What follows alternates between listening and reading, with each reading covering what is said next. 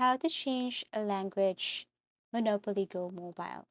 So first, you just have to launch your Monopoly Go and make sure that you're using the latest version of this application.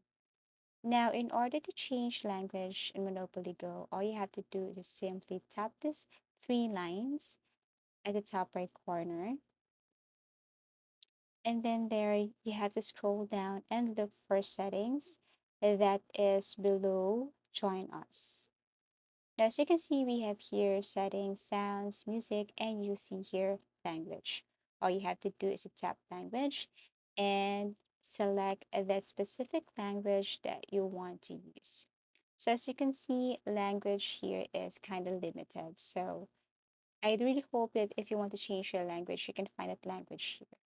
So tap that language and then click change. Now it will exit the application, but will be open automatically. And that's it.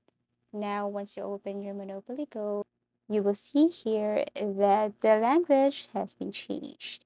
Now, if you want to change it again, you just have to go to the settings and then go to language, select that language, and then change. As easy as that. So that's how easy it is to change a language Monopoly Go mobile. Thank you so much for watching and see you again in our next tutorials.